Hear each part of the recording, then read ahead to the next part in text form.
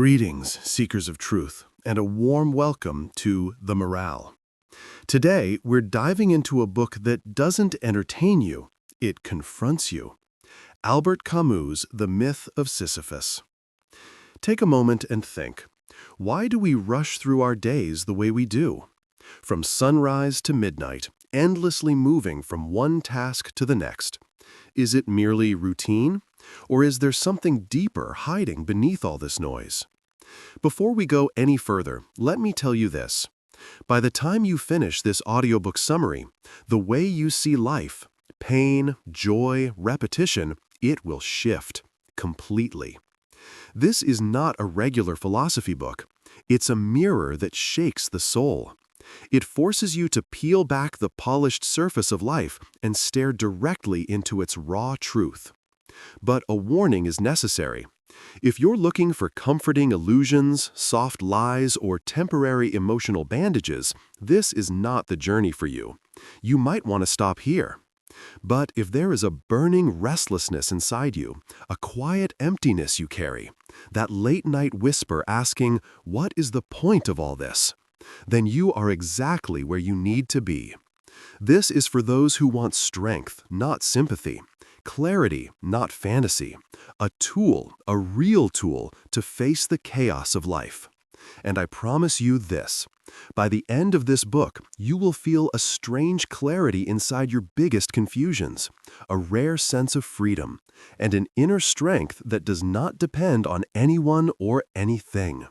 Because Camus reveals a secret that can transform even your deepest suffering into something extraordinary. Not a curse, but a strange, unexpected gift. What is that secret? We'll unfold it slowly, step by step. So prepare yourself. This journey goes deep, not into the world, but into the core of your own soul. Chapter 1. The Feeling of the Absurd. Tell me, has life ever felt like a strange joke? Like a theater play where everyone else seems to know their role, except you? You wake up, get ready, go to work, return home, eat, sleep, and the next day, the exact same loop all over again. A cycle so repetitive it begins to feel mechanical, like you're living but not really alive, like you're present but not here. Then one random moment, maybe while stuck in traffic, or lying awake at 2 a.m. staring at the ceiling, a question hits you with the force of lightning. Why am I doing all this? For a second, everything pauses.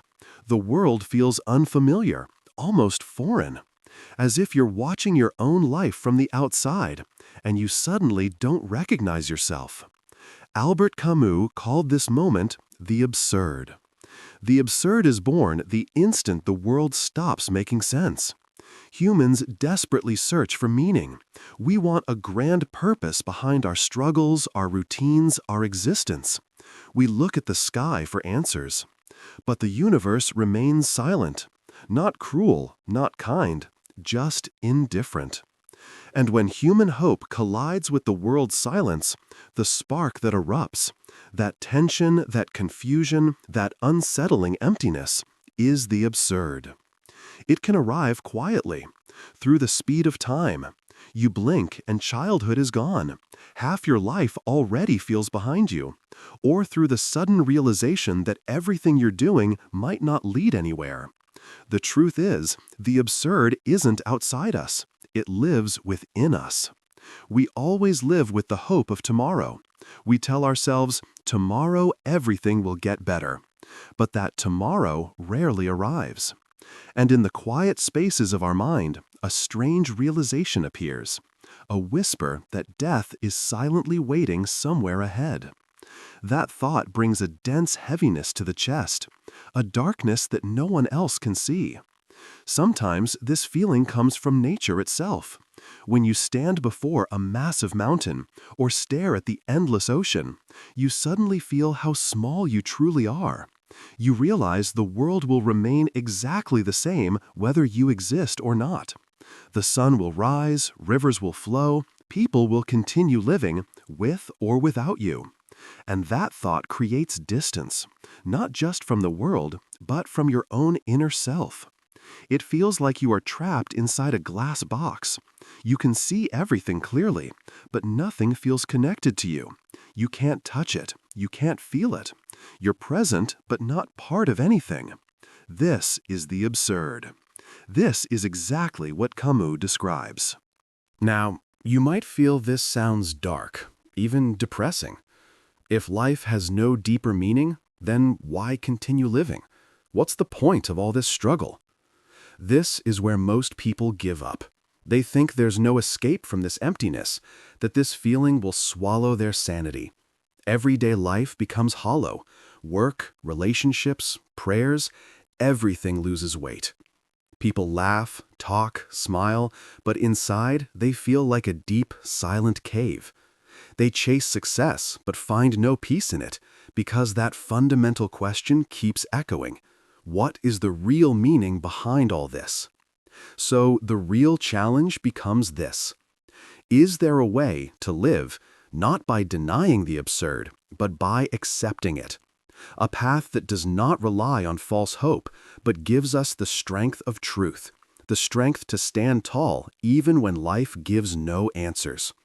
That question leads us into the next chapter. Chapter 2, Deceivers, Hope, and the Easy Path. When life becomes unbearable, when meaning slips from our hands, is running away from the truth the solution? In the previous chapter, we explored the inner restlessness Camus calls the absurd, that moment when the universe refuses to respond, remains silent, indifferent, unmoved. So what do people do when they finally face this silence? Imagine being lost in a desert. Every direction looks the same. No shade, no water, just endless heat and emptiness. What would most people do? They would chase a mirage, a reflection on the sand that looks like water, even though they know it's probably not real. But in desperation, they run after it anyway. Human life often works the same way. When existence feels dry and meaningless, we chase the mirage of hope, a comforting illusion. Camus calls this philosophical suicide. The moment we stop thinking, stop questioning, and jump blindly into a belief just because it feels soothing. The most common example? Religion, or blind faith. When life is confusing, a simple explanation appears. Don't worry, it's all God's plan. There is a hidden purpose behind your suffering. This life is a test. Your reward will come after death. It sounds peaceful, right? Like offering cold water to a dying traveler in the desert. But in Camus' eyes, this is an escape, a ready-made answer requiring no effort, no courage, no thought. It allows us to shut our eyes and pretend the darkness is gone. But the darkness stays. Denying the absurd doesn't destroy it. It only hides it behind comforting illusions. The second escape is even more dangerous, physical suicide. When someone feels life has no meaning, they think ending life is the quickest way to escape this void, to end the pain, to silence the absurd. But Camus calls this surrender. It is accepting defeat. It is saying, yes, life has no meaning, and I have no strength left to face it. Suicide is not a solution. It is kneeling before the absurd. Camus says something powerful here. Even if life has no ultimate meaning, that is never a valid reason to choose death. Real strength is choosing to live with that truth, without illusion, without false comfort. Suicide doesn't answer the question of life. It simply erases the question altogether. It's like walking out of the arena just because you don't like the rules.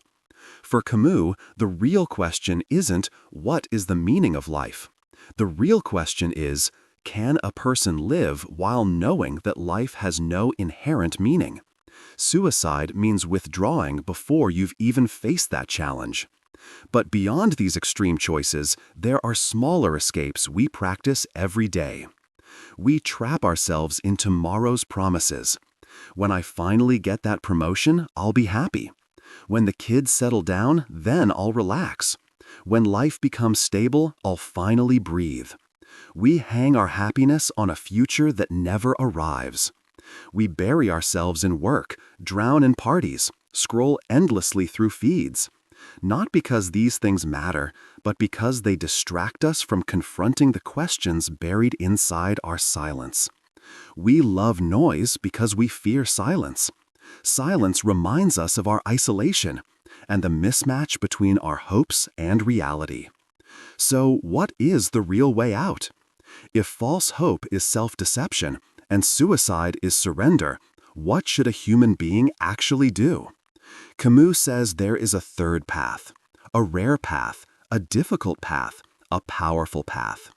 The path that transforms ordinary people into absurd heroes, heroes of a world without inherent meaning. This path is not comfortable. It offers no comforting illusions. But it offers one thing found nowhere else: real freedom and the power of rebellion. This path doesn't say, give up hope, everything is zero. It says, look directly into the face of the absurd, accept the truth, and still live with full intensity. On this path, you reject false hope, but you don't collapse into emptiness.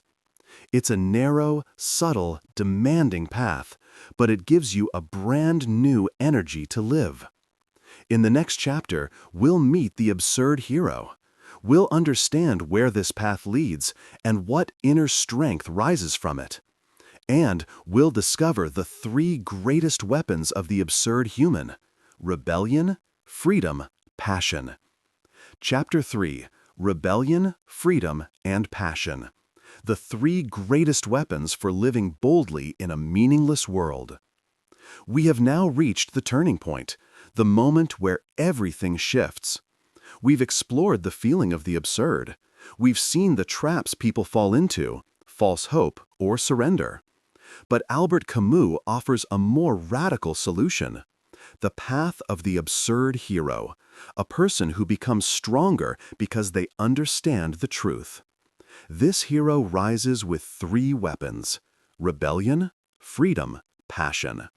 These three don't just help you survive, they teach you how to live with intensity, style, and a fierce sense of aliveness, even in a world without inherent meaning. Let's explore them one by one. First weapon, rebellion. This isn't rebellion in the streets, not protests, not slogans. This is internal rebellion, a quiet but explosive revolution inside your mind. Against whom?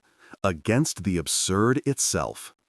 When you realize the universe is silent, when you see there are no guaranteed answers, you face two choices: give up quietly, stand up against that silence.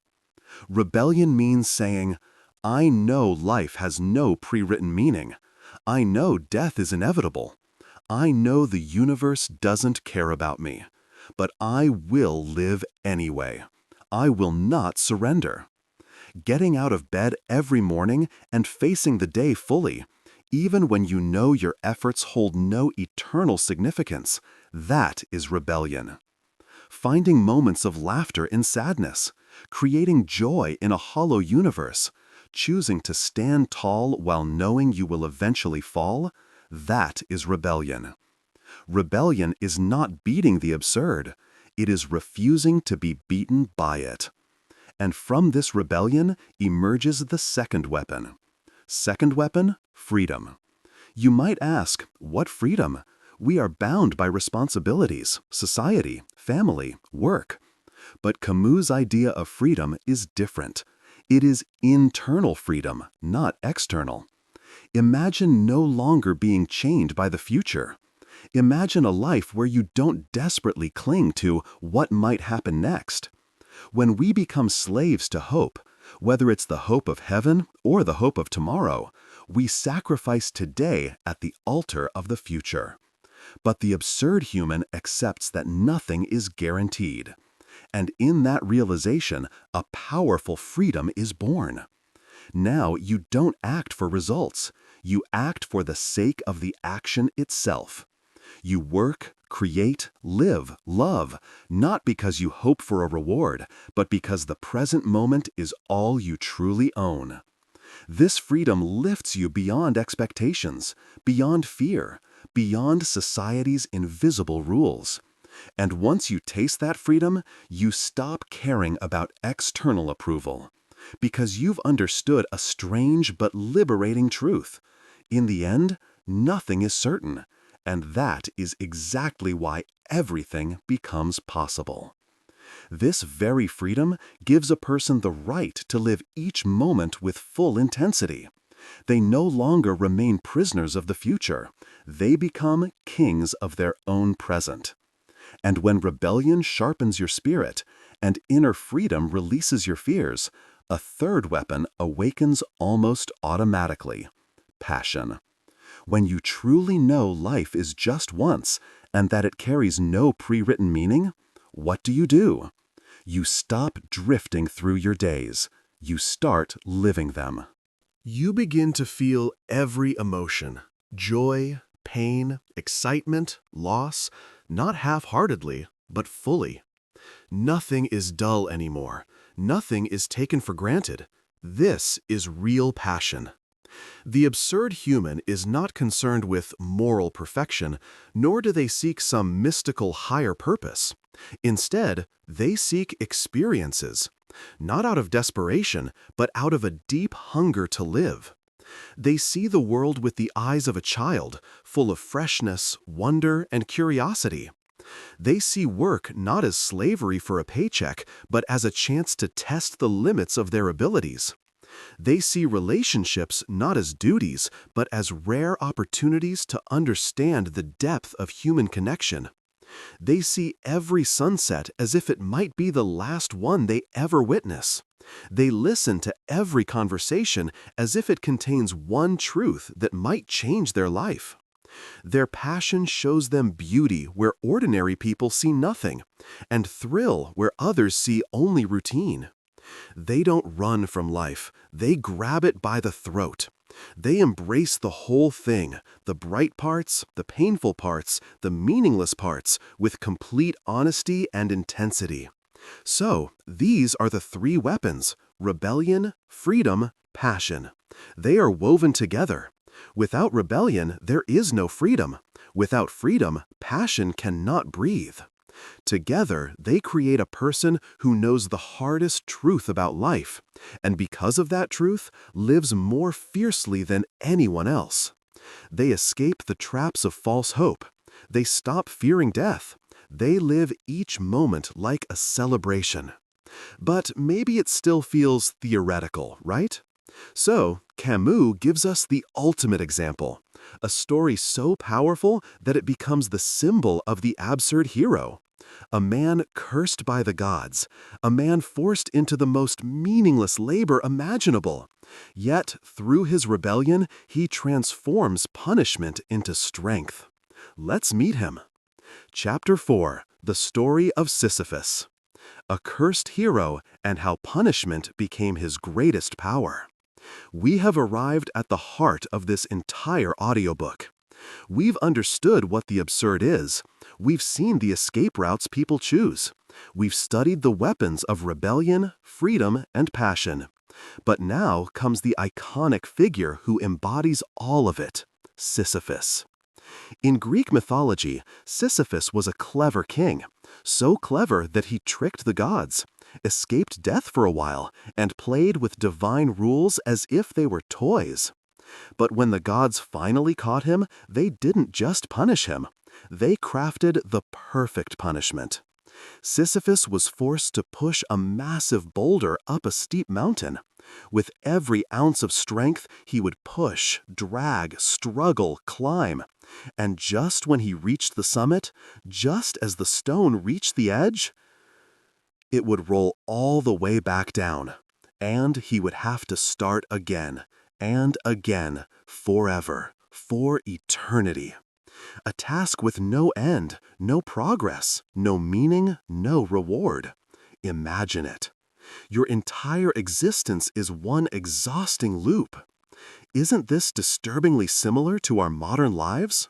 Wake up. Work, return home, sleep, repeat.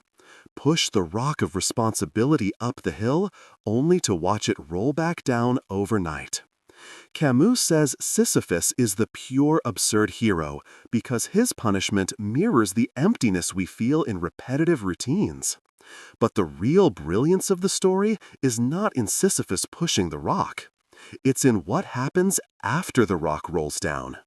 The moment Sisyphus turns and walks back down the mountain, that is the moment Camus wants us to focus on. Because that is the moment when he is thinking.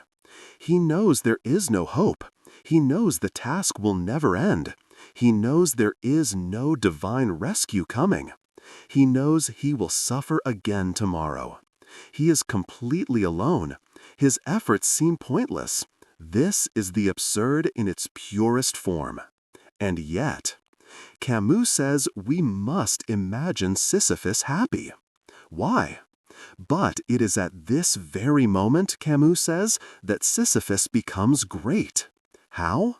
Through his consciousness, through his rebellion. He looks at his fate without filters, without illusions, without comforting lies. He knows the rock will fall again.